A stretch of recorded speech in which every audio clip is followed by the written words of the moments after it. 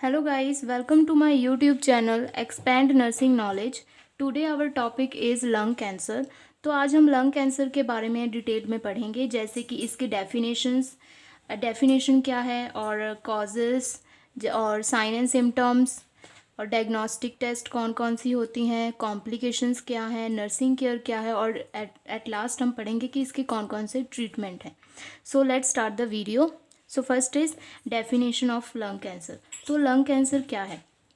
Lung cancer or bronchogenic cancer is known as a malignant tumour of the lung which occurs within the wall or epithelium of the bronchus. So lung cancer क्या होता है कि जो उसकी layer होती है, surface layer, जिसे हम एपिथीलियम लेयर कहते हैं, उसमें क्या है, मैलिग्नेंट ट्यूमर की ग्रोथ होने लगती है. सो जो एबनॉर्मल सेल डिवीजन होने लगती है on the surface of the bronchus, तो उसे लंग कैंसर कहते हैं. सो ब्रोंकस कहाँ प्रेजेंट होता है? जैसे कि ये जो लंग का स्ट्रक्चर है, सो फर्स्ट यहाँ पे होता है ट्रैकिया, इसे ट्रैकिया कहते हैं, जिसे हम विंड पाइप भी कह देते हैं. और जो ट्रैकिया वो फर्दर 2 पार्ट्स में डिवाइडेड होता है. सो ये फर्दर 2 पार्ट्स में ये फर्दर डिवाइड हो गया, इसे हम कहते हैं ब्रोंकस. सो इस लेयर में या फर्दर इसके जो ब्रोंकियोल्स हैं उसमें अगर उसकी एपिथीलियल जो सरफेस लेयर होती है उसमें कोई एबनॉर्मल डिवीजन होने लगे सेल की, तो उसे कैंसर कहा जाता है, lung cancer. Next is aetiology और कॉजेस. तो इसके कौन कौन से कारण हैं, कौन कौन से कारणों करके ये जो कैंसर है वो हो सकता है. First is cigarette smoking. Cigarette smoking से होता है. वो सिगरेट स्मोकिंग कोई भी हो सकता है, जैसे पैसिव स्मोकिंग या एक्टिव स्मोकिंग. सो जो पैसिव स्मोकिंग है, इसमें जो है वो पर्सन है वो एक्टिवली इन्वॉल्व नहीं होता स्मोकिंग में, वो स्मोकर नहीं होता. इसमें ये होता है कि जो उसके सराउंडिंग जो पीपल होते हैं वो स्मोक करते हैं, लेकिन वो साथ में वो भी स्मोक को इनहेल कर लेता है, तो वो पैसिव स्मोकर होता है. और इसमें एक्टिव स्मोकर्स जो होते हैं वो एट अ हायर रिस्क होते हैं for developing lung cancer. And the next is tobacco use. जो टबैको यूज़ करते हैं, टबैको यूज़ से कैसे हो सकता है लंग कैंसर? जैसे जो टबैको है वो ऑरल कैंसर कॉज करता है. जो ऑरली कैंसर अगर एक बार डेवलप हो गया तो उसकी मेटास्टेसिस हो जाएगी. मेटास्टेसिस मीन्स वो फर्दर स्प्रेड होने लगेगा और सराउंडिंग एरिया तक, तो वो लंग तक भी स्प्रेड होगा और वहाँ भी जाकर वो कैंसर कॉज कर देगा. Next is occupational carcinogens. Occupational carcinogens क्या होते हैं? जैसे कोई भी ऑक्यूपेशन है, कोई भी वर्क प्लेस है जहाँ पर जो वर्कर्स हैं काम करते हैं और वहाँ पे उन्हें ऐसे केमिकल्स या ऐसे जो केमिकल्स हैं उनसे डील करना पड़ता है जो कार्सिनोजेंस होते हैं, जो कैंसर कॉज कर सकते हैं. जैसे कोई टेक्सटाइल इंडस्ट्री है या कोई ड्रग इंडस्ट्री है, वहाँ पे जो वर्कर्स हैं वो काम करते हैं, उन्हें बहुत सारे केमिकल्स जो है उनसे डील करना पड़ता है, जिससे उन्हें ऑक्यूपेशनल कार्सिनोजेंस जो हैं वो इनहेल कर लेते हैं. Next is nutritional deficiency. Nutritional deficiency क्या है? कोई भी न्यूट्रिशनल उन्हें कोई कमी है, जैसे कोई विटामिन की कोई डेफिशिएंसी है या कोई दूसरी इलेक्ट्रोलाइट्स या मिनरल्स की कोई कमी है, जिससे क्या वो डायरेक्टली उसकी इम्यूनिटी पे अफेक्ट करेगा. उसकी इम्यूनिटी जो है वो वीक हो जाएगी, तो वो फर्दर बहुत सारे डिसीजेस के प्रोन हो जाएगा. तो ये भी एक कॉज हो सकता है. Next is neoplastic diseases. Neoplastic diseases कौन सी होती हैं? जिसमें क्या मास फॉर्मेशन या मोल फॉर्मेशन नहीं होता, जैसे कि नियोप्लाज्म. नियोप्लाज्म क्या है? जिसमें मास फॉर्मेशन होती है. नॉन नियोप्लास्टिक क्या डिसीजेस है? जिसमें कोई भी मास फॉर्मेशन नहीं होती, जैसे कि tuberculosis, chronic bronchitis and emphysema. So tuberculosis जो है इसकी फर्दर कॉम्प्लिकेशन में लंग कैंसर हो सकता है. Next is chronic bronchitis. Chronic bronchitis क्या है? इसमें जो ब्रोंकस हैं उनकी क्या इन्फ्लामेशन हो जाती है, स्वेलिंग, वो सूज जाते हैं, तो फर्दर उसकी इन्फेक्शन होने से लंग कैंसर होने के चांसेस होते हैं. सो जो ब्रोंकिटाइटिस है, लास्ट जो होता है ना ITIS, तो जहाँ पे भी उसके लास्ट में ITIS हो तो उसका मतलब होता है इन्फ्लामेशन. इन्फ्लामेशन मीन्स उस पर्टिकुलर ऑर्गन की क्या है, स्वेलिंग हुई है. Next is एम्फीसिमा. एम्फीसिमा क्या है? जो लंग्स में एल्वियोलाई होते हैं. एल्वियोलाई क्या है? जो जो ऐसा पार्ट जो exchanging of oxygen and carbon dioxide में जो हेल्प करते हैं, जो ट्रांसफ़र करते हैं लंग्स को ऑक्सीजन और कार्बन डाइऑक्साइड, जो उसकी ट्रांसफरिंग में हेल्पफुल होते हैं, उसकी क्या जो एल्विलाई है उसके जो वॉल्स होते हैं वो उनकी स्वेलिंग हो जाती है, और स्वेलिंग होने के कारण वो प्रॉपर फंक्शनिंग नहीं कर पाते, तो उस कंडीशन को एम्फीसिमा कहते हैं। तो ये भी फर्दर क्या लंग कैंसर कॉज कर सकता है। Next is symptoms and clinical manifestation. So इसके कौन कौन से सिम्टम्स हैं। First is weight loss. Weight loss हो सकता है। वेट लॉस क्यों होगा, क्योंकि उसे एनोरेक्सिया हो जाएगा। एनोरेक्सिया क्या होता है, लैक ऑफ एपिटाइट, उसे भूख नहीं लगेगी, जिससे क्या उसकी डायरेक्टली उसके वेट पे असर पड़ेगा और उसका वेट जो लॉस होना शुरू हो जाएगा। Next is हीमोपेटाइसिस। हीमोपेटाइसिस क्या है, blood in sputum, blood in sputum और स्लाइवा। सो स्पूटम और स्लाइवा या कफिंग होने लगे जिसमें ब्लड की प्रेजेंस हो, तो उसे हीमोपेटाइसिस कहते हैं। ज़्यादातर वो इस लंग कैंसर वाले पेशेंट में देखा जाता है। नेक्स्ट इज वॉमिटिंग, वॉमिटिंग के चांसेस होते हैं। And next is chest pain, chest pain हो सकता है, चेस्ट में उसे किसी भी पर्टिकुलर एरिया में पेन हो सकता है, स्पेशली वहाँ पे पेन होगा जहाँ पे उसे ट्यूमर फॉर्मेशन हुई होगी, सेल ग्रोथ हुई होगी, मास फॉर्मेशन हुई होगी उस पार्ट पे, तो उस पर्टिकुलर एरिया में उसे पेन जो हो पेशेंट को फील होगा। Next is डिज्निया। डिज्निया क्या है, difficulty in breathing, difficulty in breathing. So इसमें क्या है, पेशेंट को बहुत ही डिस्कम्फर्ट फील होगा ड्यूरिंग ब्रीदिंग, इनहालेशन और एक्सलेशन में उसे प्रॉब्लम हो सकती है। Next is fever, nausea and headache. So ये तीनों सिम्टम्स भी उसमें शो हो सकते हैं। Next is cough.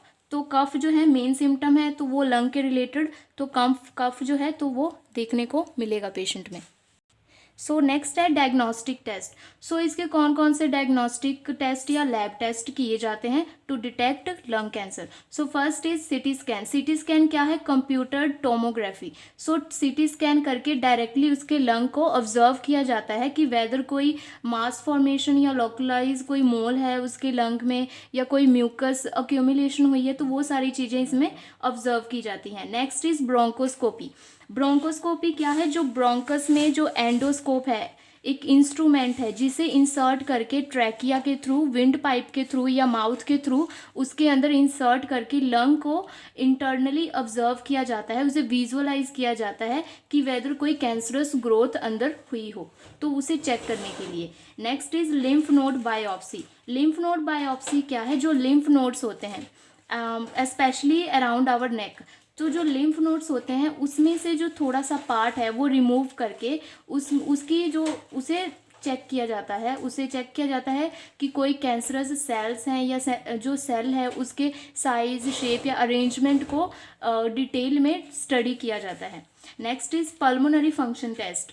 So pulmonary function test क्या है, इसमें बहुत सारे फर्दर सब टेस्ट इंक्लूडेड होते हैं, जैसे स्पायरोमेट्री। स्पायरोमेट्री क्या है, इसमें जो पेशेंट की स्पीड देखी जाती है या उसकी जो एफिशिएंसी देखी जाती है कि किस स्पीड से वो जो है वो सांस ले रहा है या कैसे वो इनहेल कर रहा है, एक्सहेल कर रहा है, उसकी स्पीड देखी जाती है कि वेदर वो नॉर्मली रेस्पिरेशन उसकी है या नहीं है। इसमें फर्दर बहुत सारे जो है टेस्ट इंक्लूडेड होते हैं, तो इसमें पल्मोनरी उसका लंग का जो फंक्शन है वो प्रॉपरली असेस किया जाता है।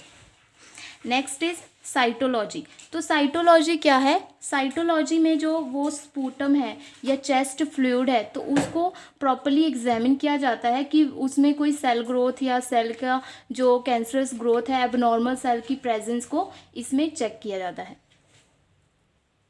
Next is treatment and management. So treatment and management में फर्स्ट इज इंक्लूडेड है रेडिएशन थेरेपी। रेडिएशन थेरेपी को मैंने पूरे डिटेल में डिस्कस किया है मेरे पहले वाली वीडियो में, जिसका लिंक मैं आपको डिस्क्रिप्शन बॉक्स में दे दूंगी, आप वहाँ पे जाके इसे देख सकते हैं, इसे डिटेल में स्टडी कर सकते हैं। तो रेडिएशन थेरेपी वैसे हम सिंपली कहें तो इसमें रेज का यूज़ होता है। 2 टाइप्स की इसमें जो है फर्दर इंक्लूडेड है, जैसे टेलीथेरेपी या ब्रेकी थेरेपी। तो उसमें जो रेज का यूज़ करके जो कैंसरस ग्रोथ है, कैंसरस सेल्स हैं, उसे किल किया जाता है। Next is chemotherapy. इसे भी मैंने डिटेल में डिस्कस कर दिया है सेम वीडियो में। तो कीमोथेरेपी में क्या ड्रग्स यूज़ करते हैं कैंसरस ग्रोथ को स्टॉप करने के लिए। Next is bronchoscopy, laser therapy. Bronchoscopy क्या है? Laser therapy. इसमें जो लेज़र है उसके हेल्प से जो कैंसरस ट्यूमर है उसे वहाँ पे डिस्ट्रॉय कर दिया जाता है ब्रोंकोस्कोप के हेल्प से। Next is photoscopy. फोटोस्कोपी में सेम एज अ लाइट का यूज़ होता है, लेज़र का यूज़ होता है to kill the cancerous growth. Next is airway stenting. Airway stenting क्या है? जो ट्यूब लाइक स्ट्रक्चर होता है, एक होलो ट्यूब होती है जिसे क्या ट्रैकिया में इंसर्ट कर दिया जाता है या किसी ऐसे पार्ट पे जो उसे प्लेस किया जाता है जहाँ पे मास फॉर्मेशन हुई हो और जिससे पेशेंट को क्या डिफ़िकल्टी हो रही है ब्रीदिंग में, तो उस पर्टिकुलर एरिया को ओपन कर दिया जाता है उस ट्यूब से, सो डैट जो पेशेंट है वो प्रॉपरली ब्रीद कर सके, उसे ब्रीदिंग में प्रॉब्लम ना हो। सो ये ट्रीटमेंट इसमें प्रेफर किया जाता है। Next is complications. सो इसके कॉम्प्लिकेशंस कौन कौन से हो सकते हैं? सो अगर जो लंग कैंसर है उसे ट्रीट ना किया जाए मतलब प्रॉपर टाइम पे, तो उसके फर्दर कॉम्प्लिकेशन कौन कौन से फर्दर प्रॉब्लम्स जो हैं वो हो सकते हैं पेशेंट में। First is hypocalcaemia. हाइपोकैल्सीमिया क्या है? इसमें जो कैल्शियम का लेवल है बॉडी में उसका कम होना, उसका लेवल जो है डिक्रीज हो जाएगा। वो कैसे डिक्रीज होगा? क्योंकि जो पेशेंट है वो कीमोथेरेपी ले रहा है। कीमोथेरेपी में बहुत सारे ऐसे ड्रग्स हैं जिसके बहुत से एडवर्स साइड इफ़ेक्ट्स होते हैं। जो साइड इफ़ेक्ट्स होते हैं वो क्या है? इलेक्ट्रोलाइट इम्बैलेंस कॉज करता है बॉडी में। इलेक्ट्रोलाइट्स जैसे बहुत सारे जो मिनरल्स हैं उनकी जो है इम्बैलेंस हो जाएगी, जैसे पोटाशियम, सोडियम, कैल्शियम। तो इनकी इम्बैलेंस करके तो वो फर्दर उसके कॉम्प्लिकेशंस हो सकती हैं। तो इसमें जो कैल्शियम का लेवल उसका कम हो जाता है as a side effect of chemotherapy. Next is brain metastasis. Brain metastasis क्या है? जो कैंसर ग्रोथ है उसकी स्प्रेड वो जो है वो एक्सपैंड हो जाएगा to the brain tissue. Brain तक जो है वो जो लंग में डेवलप हुआ कैंसर अब वो ब्रेन तक फैल चुका है, तो वो ब्रेन मेटास्टेसिस हो जाएगा। वो फर्दर ब्रेन ट्यूमर कॉज कर देगा पेशेंट को, तो वो एक कॉम्प्लिकेशन हो सकती है। Next is spinal cord compression. Spinal cord compression क्या है? जो स्पाइनल कोड है, जो स्पाइन है पेशेंट का, उस पर जो प्रेशर जो पड़ेगा ट्यूमर का, तो उसे स्पाइनल कोड कंप्रेशन कहते हैं। तो वो फर्दर कॉम्प्लिकेशन करेगा और जो स्पाइन है वो प्रॉपर फंक्शन नहीं कर पाएगी। Next is superior vena cava syndrome. Superior vena cava syndrome क्या है? जो सुपीरियर वेना कावा होता है जो हार्ट में प्रेजेंट होता है, जिसका मेन फंक्शन क्या होता है? ब्रेन से या हेड से, अपर लिम्ब से, चेस्ट से ब्लड को, जो डीऑक्सीजनेटेड ब्लड होता है उसे कलेक्ट करके हार्ट तक पहुंचाना, सो डैट वो ब्लड प्यूरिफाई हो सके, वो जो ब्लड है प्रॉपरली उसमें ऑक्सीजन की सप्लाई हो सके। सो वो इसमें हेल्प करता है सुपीरियर वेना कावा। जब जो सुपीरियर वेना कावा सिंड्रोम है इसमें क्या है? जो वो प्रॉपर फंक्शन नहीं कर पाता, उसकी जो फ्लो है ब्लड कलेक्शन वो डिक्रीज हो जाएगी, तो फर्दर ये कॉम्प्लिकेशन उसमें पेशेंट में देखने को मिलेगा। Next is nursing care. So इसमें नर्स का क्या रोल होता है एट लास्ट? सो नर्स कौन कौन से जो है उसके एक्शन होते हैं लेने वाले? First is improving breathing pattern. So first role क्या है?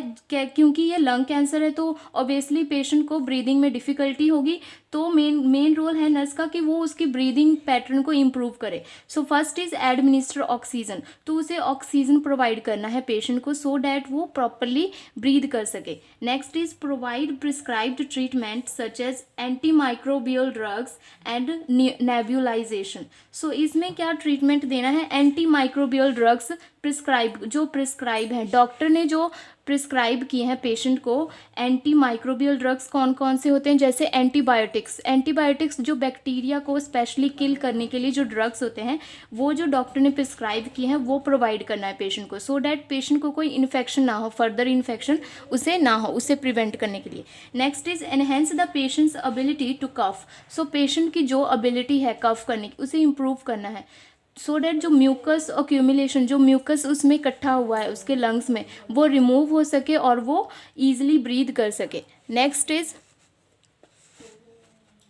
Instruct patient to sleep on the elevated bed from the head side to prevent dyspnea and promote breathing. So इसमें क्या पेशेंट को बताना है कि मतलब कि पेशेंट को ऐसे बेड पे मतलब लेटाना है, उसे ऐसा बेड प्रोवाइड करना है जिसका जो हेड साइड है वो एलिवेटेड होना चाहिए, थोड़ा सा उसका जो बेड साइड है थोड़ा सा ऊंचा होना चाहिए, सो डैट जो वो प्रॉपर ब्रीथ कर सके, उसको डिजनिया की प्रॉब्लम ना हो। Next is teach the patient about breathing exercises. तो उसे बताना है कि ब्रीदिंग एक्सरसाइजेस कैसे हैं, कैसे इनहेल करना है, डीप ब्रीदिंग कैसे करनी है, सो वो सारी चीज़ें जो हैं पेशेंट को बतानी है। Next is controlling pain and anxiety. So patient में पेन के चांसेस हो सकते हैं, पेन उसे होगा और एंजाइटी लेवल भी उसका बढ़ जाएगा ट्रीटमेंट के कारण या फर्दर उसके जो सिम्टम्स है उसके कारण, सो उसे कंट्रोल करना है। तो इसमें क्या कौन कौन सी चीज़ें इंक्लूडेड हैं? First point is administer prescribed analgesics to the patient. So उसे एनाल्जेसिक्स प्रोवाइड करना है। एनाल्जेसिक्स क्या होते हैं? Pain killers. जो भी उसे पेन हो रहा है, जो प्रिस्क्राइब्ड है, डॉक्टर ने जो प्रिस्क्राइब किया है वो मेडिसिन उसे पेशेंट को दे देनी है। Next is reassure the client and try to involve the family in client care. So इसमें क्या है, क्लाइंट को प्रॉपर रीअश्योरेंस देनी है, उसे प्रॉपर इंश्योरेंस देनी है और फैमिली जो मेंबर्स हैं उन्हें भी इंक्लूड करना है पेशेंट के केयर में, सो डैट जो पेशेंट का एंजाइटी लेवल है उसे डिक्रीज किया जा सके।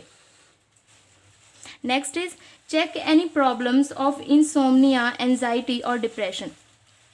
सो इसमें क्या है, कोई प्रॉब्लम है इंसोम्निया के रिलेटेड। इंसोम्निया क्या है? Lack of sleep. जब उसे मतलब स्लीप लेने में प्रॉब्लम हो, उसे प्रॉपर स्लीप, क्वालिटी स्लीप वो ना ले पा रहा हो, तो वो प्रॉब्लम्स इसमें डिटेक्ट करनी है और उसे ऐसा इन्वायरमेंट प्रोवाइड करना है कि वो प्रॉपर क्वालिटी स्लीप ले सके। और उसके एंजाइटी लेवल को भी डिटेक्ट करना है और उसको देखना है कि वेदर पेशेंट जो है डिप्रेस्ड है या नहीं। सो वो सारी चीज़ें इसमें देखनी होती हैं। Next is teach the patient to realize that every pain and ache is caused by lung cancer. So patient को इंस्ट्रक्ट करना है कि जो भी पेन वो फील कर रहा है बॉडी में, सो वो लंग कैंसर करके, जो लंग कैंसर के कारण उसकी बॉडी में वो पेन हो रहा है, सो डैट वो पैनिक ना हो।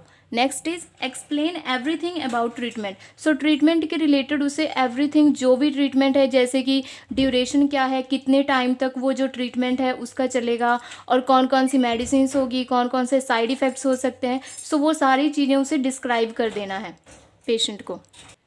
Next is enhance nutritional status. उसका न्यूट्रिशनल स्टेटस को इम्प्रूव करना है, उसके न्यूट्रिशनल स्टेटस को। First is ensure adequate protein intake such as milk, egg, chicken, fish and cheese. So ऐसा डाइट देना है, प्रोटीन रिच डाइट देना है जो सो डैट उसकी प्रोटीन की जो डेफिशिएंसी है वो पूरी हो सके। जैसे मिल्क प्रोवाइड करना है उसे, एग देना है, चिकन, फिश और चीज़ की जो है वो प्रेफरेंस होनी चाहिए फूड में। Next is encourage small amounts of high calorie and high protein foods. So encourage करना है स्मॉल अमाउंट में हाई कैलोरी और हाई प्रोटीन फूड जो है वो कंज्यूम करे, क्योंकि वो उसे एनोरेक्सिया है, लैक ऑफ एपिटाइट है, सो ऑब्वियसली वो ज़्यादा अमाउंट में फूड कंज्यूम नहीं कर पाएगा। Next is provide prescribed vitamin supplements. तो उसे प्रॉपर विटामिन सप्लीमेंट्स प्रोवाइड करने हैं जो प्रिस्क्राइब्ड हुए हैं, सो डैट उसकी जो विटामिन डेफिशिएंसी है बॉडी में उसे पूरा किया जा सके। सो आज के लिए इतना ही। I hope you like this video. If you like this video so please like, share and subscribe our channel. So thank you.